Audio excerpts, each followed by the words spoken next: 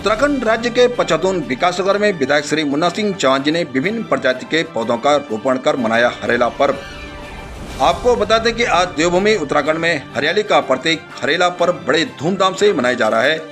आज उत्तराखंड राज्य के पचतून विकासनगर में भी स्कूल, कॉलेज, सरकारी, गैर सरकारी, यहाँ तक कि विभिन्न सामाजिक संस्थाओं से जुड़े लोगों ने इस लोक पर्व पर हजारों की संख्या में विभिन्न प्रजाति के पौधों का रोपण किया।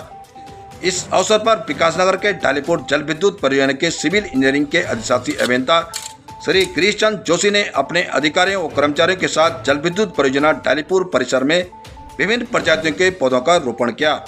वहीं विकासनगर विधायक श्री मुन्ना सिंह चौहान जी ने भी विकासनगर के नगर पालिका परिसर के साथ ब्लॉक परिसर में विभिन्न प्रजाति के पौधों का रोपण किया। नगर पालिका परिसर में विधायक जी के साथ पालिका अधिशासी अधिकारी व कर्मचारियों ने भी विभिन्न प्रजाति के पौधों का रोपण किया।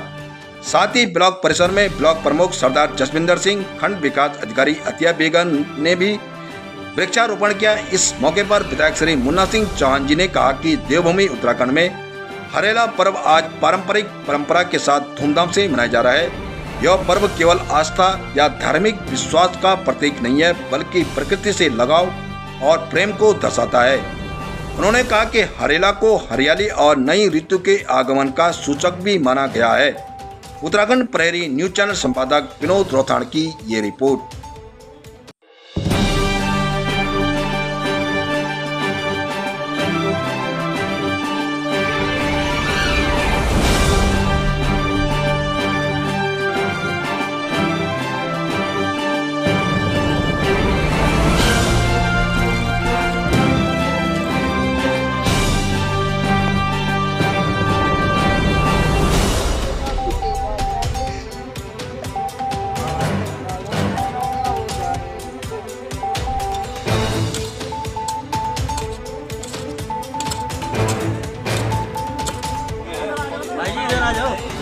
इधर उधर भाई जी उधर बैनर।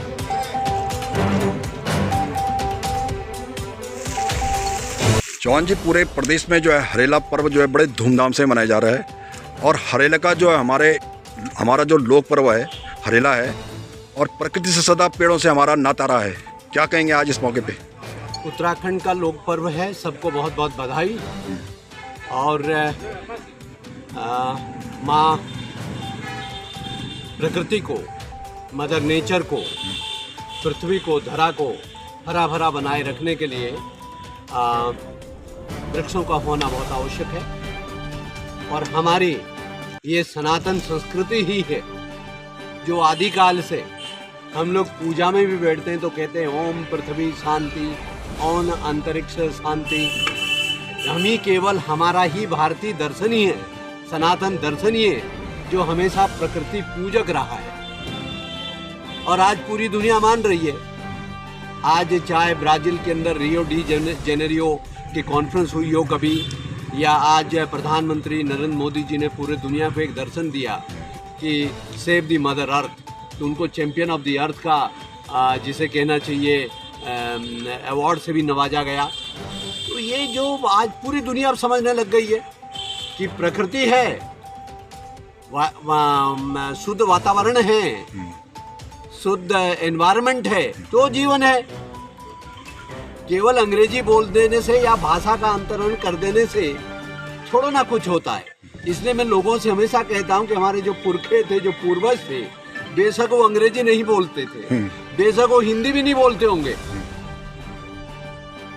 वो अपनी स्थानीय बोली भाषा में बात करते होंगे, गढ़वाली में बात करते होंगे, कुमाऊनी में बात करते होंगे, जौनसारी में बात करते होंगे, भोजपुरी में बात करते होंगे,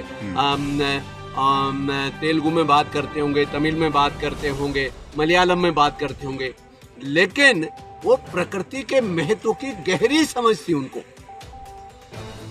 इसलिए विश्व तब कहने लग गया पर्यावरण दिवस, वृक्ष दिवस, फलाना दिवस, मातृ दिवस, पिता दिवस, फादर्स डे, मदर्स डे।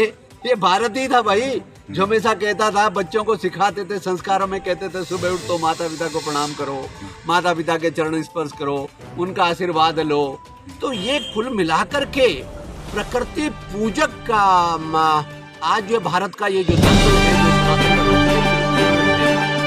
और मैं बधाई देना चाहूँगा नगर पालिका क्षेत्र के लोगों को और सराहना करूँगा अपने नगर पालिका एडमिनिस्ट्रेशन का, सीईओ का, यहाँ के सभी कर्मचारी भाई बहनों का और यहाँ के सभापति का कि हमने यहाँ पर एक अभियान चला रखा।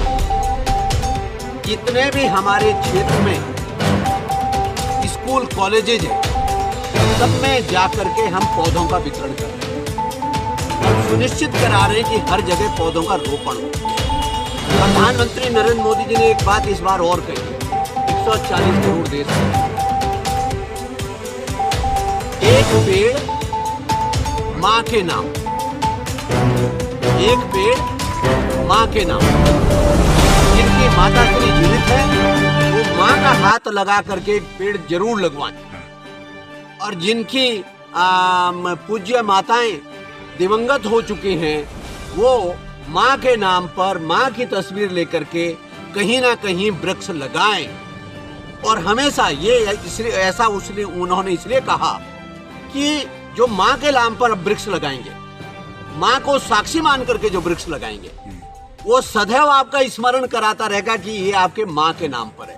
तो आप उसकी सुरक्षा के बारे में, उसको समय समय पर उसको पानी देने के, समय समय पर उसकी सुरक्षा करने के लिए, हमेशा उसकी देखभाल करने के लिए आप प्रेरित होते रहेंगे। ठीक, थैंक यू सर। तो इसलिए इस लोक पर्व के शुभ अवसर पर मैं सबको बहुत बहुत बधाई देता हूं। ठीक, थैंक यू सर।